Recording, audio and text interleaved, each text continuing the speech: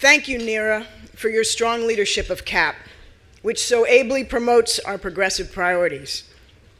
Good morning, everyone. I'm Susan Rice, and you may have seen a parody of me on certain cable news channels.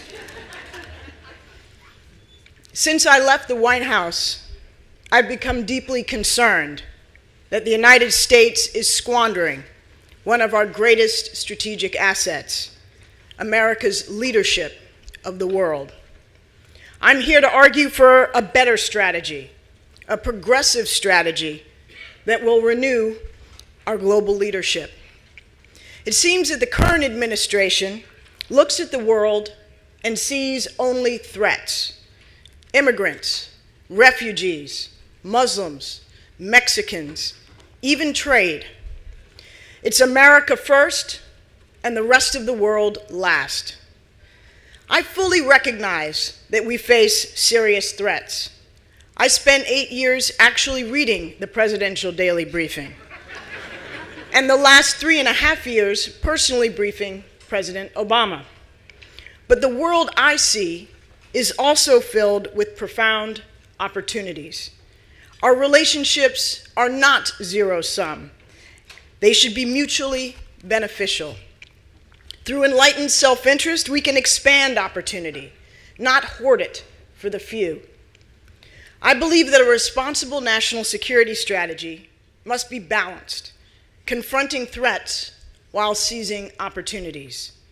It's a strategy based on 4 pillars: a strong defense, skillful diplomacy, smart development, and domestic strength. First, our national security begins with a strong defense. The United States must remain the world's preeminent military power. That requires sustaining a force that's smartly funded, wisely deployed, and ready to deal with a threat, any threat, at a moment's notice. Conflict is not inevitable, and bluster is for bullies.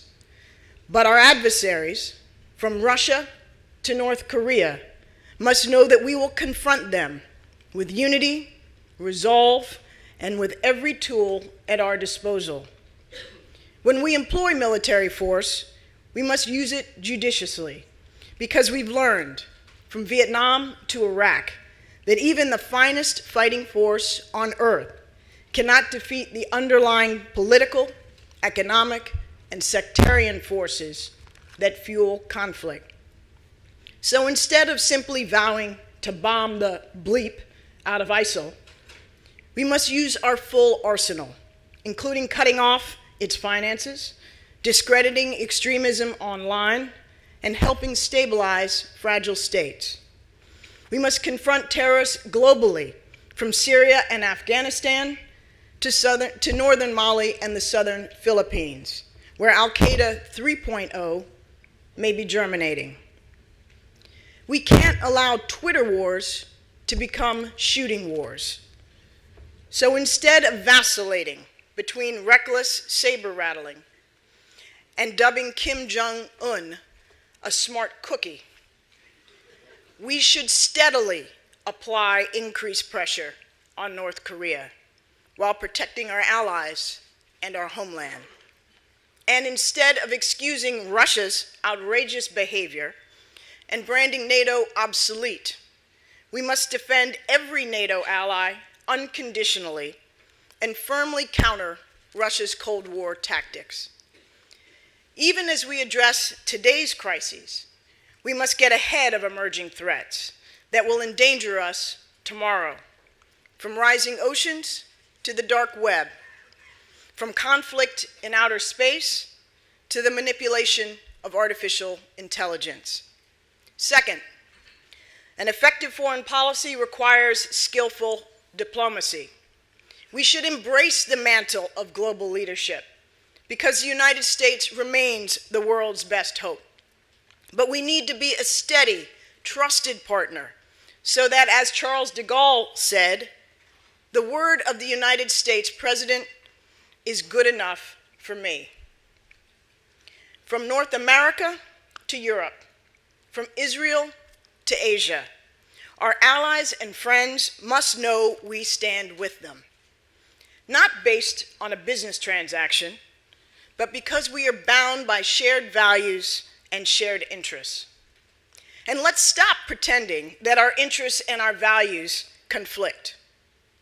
Yes, sometimes we must work with unsavory regimes, but our values and our interests converge. Democracies that respect human rights are our most reliable partners. Visit Arlington Cemetery or Allied burial grounds around the world. Our soldiers didn't fight as part of some global protection racket. They died for the rights of all people to live in freedom, dignity, and equality.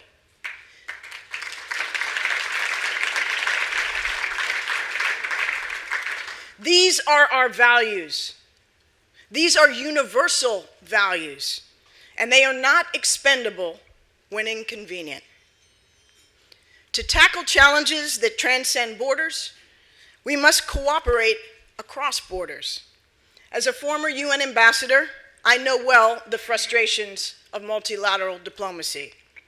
But international institutions and collective action make us more effective. We should reject the deconstruction of the administrative state and update the post-war international architecture that the United States built, because it remains the right framework for promoting peace and prosperity around the world. The fact is, we cannot bomb climate change or even violent extremism into submission. Pandemic flu and Zika won't stop at the Rio Grande. Cyber thieves and criminal cartels don't respect national boundaries. In today's interconnected world, we need collective action to achieve lasting security. We also need a well-functioning State Department. Diplomacy isn't optional, but it's comparatively cheap.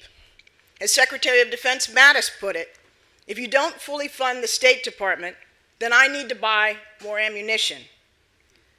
For America to remain the unrivaled global leader, we must value and fully fund the talented career professionals who do the delicate work of diplomacy.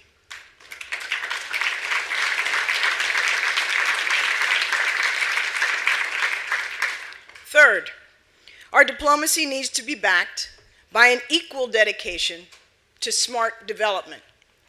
Helping other peoples is neither charity nor wasteful spending. It's one of the wisest investments we can make in our security and prosperity. From Afghanistan to Nigeria, we've seen poverty, conflict, and corruption stifle opportunity and extremism take root. But when USAID helps a farmer increase her yields in Ethiopia, supports micro-enterprise in Haiti, or electrifies a village in Kenya so that kids can study at night, that's good not just for them, it's good for America's security.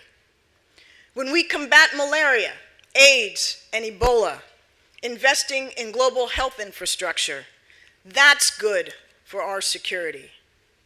When we educate and empower women and girls, that's good for our security too. So yes, we still need to let girls learn.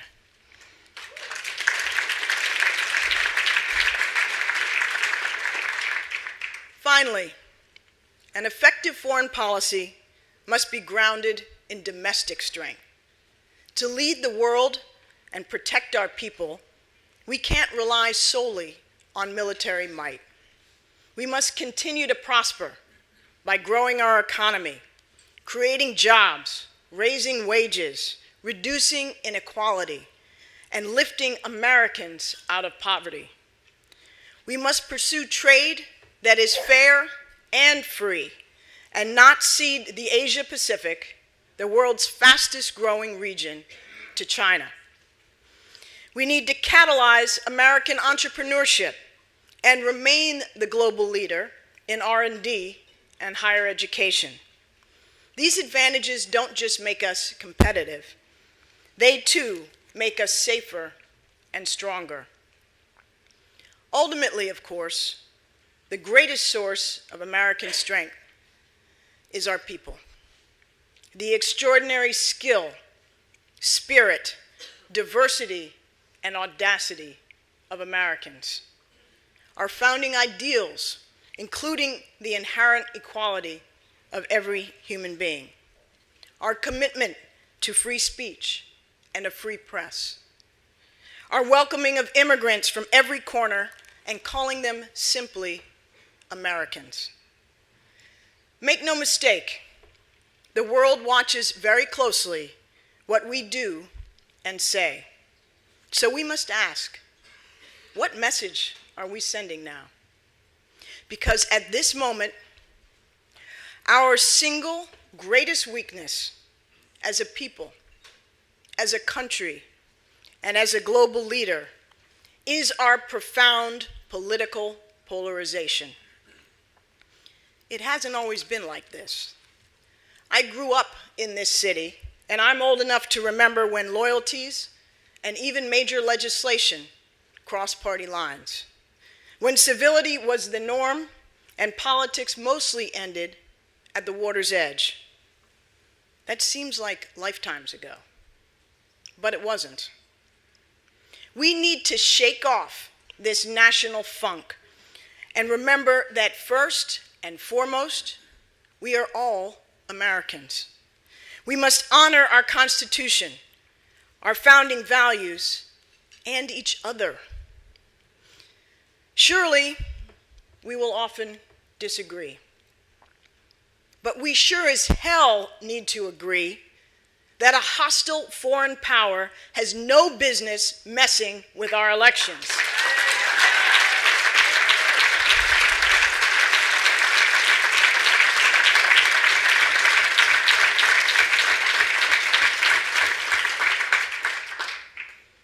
Because here's the truth. If we cannot find our way to put country over party, democracy over demagoguery, even in the face of such a dangerous external threat, then we might as well hang up our leadership cleats and resign ourselves to becoming a second-rate power. That should not be our future. We are so much better than that. At our best, we are still the bright beacon to the world of hope, creativity, justice, and opportunity. When Americans of every race, religion, and class stand together for the rights of all, for women as well as men, for our immigrant heritage, for LGBT citizens, for the belief that we are all equally God's children. When we recall that we all love this country deeply, when we remember what America truly means, then and only then will we be strong at home and a still stronger leader in this complex world. The choice is ours. We can either squander our greatness or build a common future based on respect for the dignity and value of every American and all mankind. Together, let's ensure we make the right choice. Thank you.